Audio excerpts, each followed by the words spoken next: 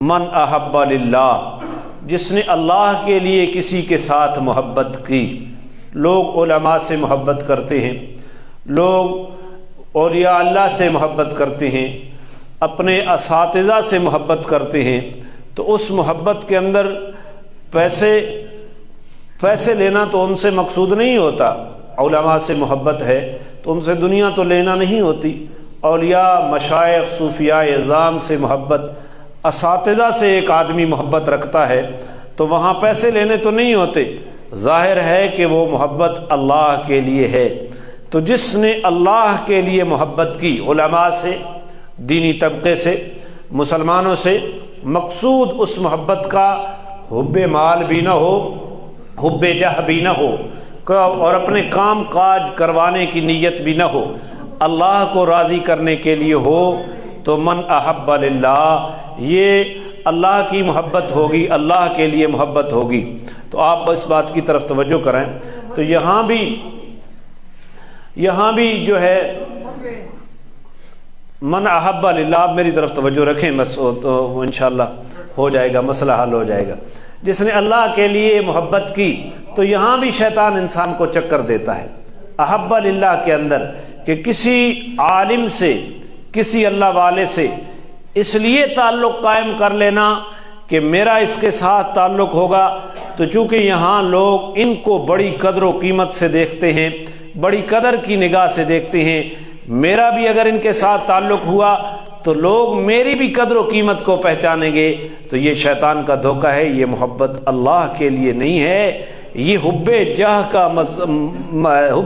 کا جذبہ ہے، کہ جس طرح اس عالم کی لوگ قدر کرتے ہیں، اگر میں ان کے پاس رہا تو لوگ میری بھی قدر و قیمت کو پہچانیں گے، میری بھی عزت کریں گے، تو یہ حب جاہ کا جذبہ ہے۔ یاد رکھنا، شیطان کی ان چالوں کو پہچاننا ہے۔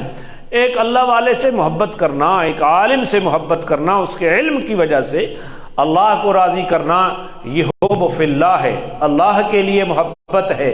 اور کبھی لوگ اس لیے علماء کے ساتھ اور بزرگان دین کے ساتھ تعلق جوڑ لیتے ہیں چونکہ ان کے پاس آنے والے بڑے بڑے عہدوں والے لوگ اور بڑے بڑے مرتبے والے لوگ دنیا کے اعتبار سے ان کے پاس آتے رہتے ہیں، تو میں بھی ان کے ساتھ تعلق قائم کر لوں گا، اپنی دنیاوی ضروریات ان سے پوری کرواتا رہوں گا، دنیا کی ضروریات کا کام۔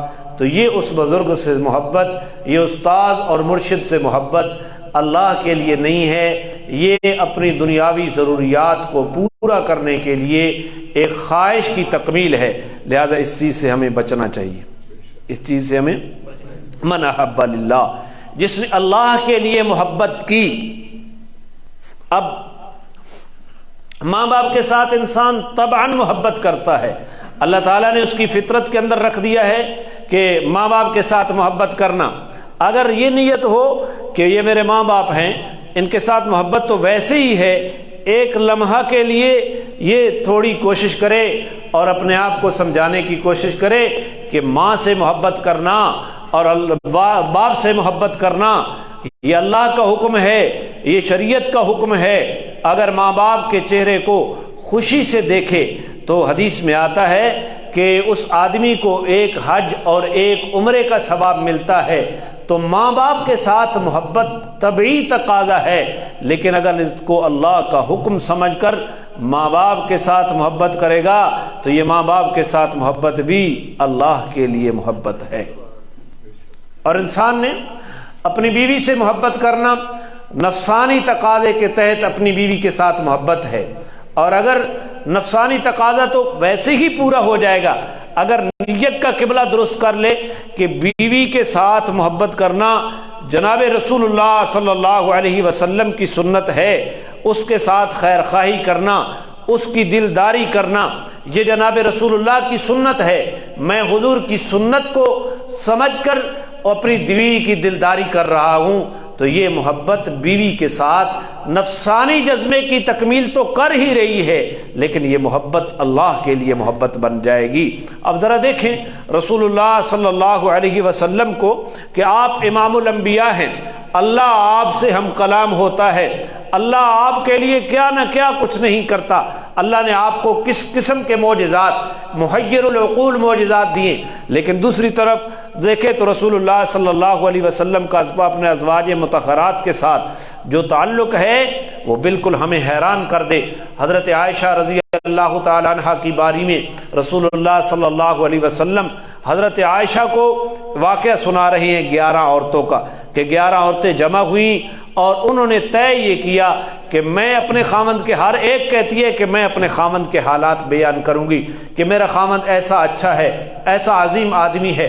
تو پہلی اپنے خاوند کے اچھے حالات اوصاف کو بیان کر رہی ہے، دوسری بیان کر رہی ہے، تیسری بیان کر رہی ہے، آپ 11 کا تذکرہ کریں۔ ادھر دیکھو امام الانبیاء ہیں، اللہ کے ساتھ ہم کلام ہونے والے ہیں، اور دوسری طرف دیکھیں کہ اپنی بیوی کو ایک واقعہ، ایک قصہ سنا رہی ہیں۔ تو صرف بیوی کی دلداری کے لیے آپ علیہ الصلوۃ والسلام جا رہی ہیں۔ سفر کے اندر راستے میں جنگل ہے جہاں کوئی آدمی موجود نہیں ہے، آپ کے ساتھ سیدہ عائشہ رضی اللہ تعالی عنہا ہیں۔ آپ علیہ الصلوۃ والسلام وہاں بے پردگی کا کوئی احتمال نہیں ہے، اور آپ علیہ الصلوۃ والسلام حضرت عائشہ کو فرماتے ہیں عائشہ مجھ سے دوڑ لگاتی ہو؟ تو یا رسول اللہ لگاتی ہوں۔ تو آپ نے دوڑ لگائی حضرت عائشہ سے، اور حضرت عائشہ دوڑ میں آگے چلی گئی، حضرت عائشہ دوڑ میں آگے چلی گئی، دوڑ میں آگے نکل گئی۔ پھر ایک وقت آیا، ایک وقت کے بعد پھر ایسا موقع آ گیا بالکل تنہائی میں، تو آپ علیہ السلام نے عائشہ دوڑ لگاتی ہو؟ تو پھر دوڑ لگائی۔ اب حضرت عائشہ کا جسم بھاری ہو گیا تھا، اب آپ آگے نکل گئے دوڑ میں، تو آپ نے فرمایا یہ اس پہلے والی کا بدلہ ہو گیا۔ تو یہ دلداری ہے۔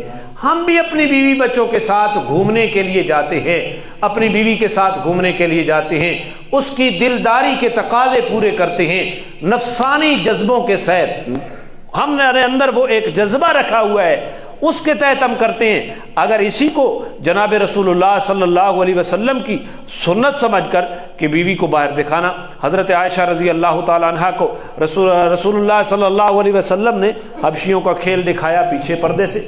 غالباً یہ اس وقت کا واقعہ ہے جب پردے کے احکامات نازل نہیں ہوئے تھے، تو شریعت مطہرہ کو سمجھ کر رسول اللہ صلی اللہ، ایک مرتبہ حضرت عائشہ کے پاس وہ حلوے والا واقعہ میں نے آپ کو سنایا کہ ایک زوجہ آپ کی دوسری کے پاس حلوہ لے کر آئی، تو وہ کھلانے کی کوشش کی تو سوکنے کے جذبات آئے تو وہ کھا نہیں رہی تھی۔ وہ کہتی ہے میں آپ کے لیے لے کر آئی، وہ کہتی ہے میری باری میں تو آپ رسول اللہ کے لیے لے کر کیوں آئی؟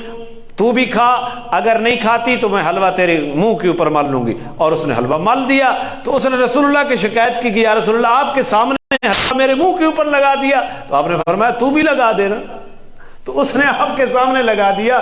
تو یہ وہ دلداری کے تقاضے، ہمیں یہ سمجھ آتی ہے کہ یہ نفسانی جذبے کے تحت ہیں۔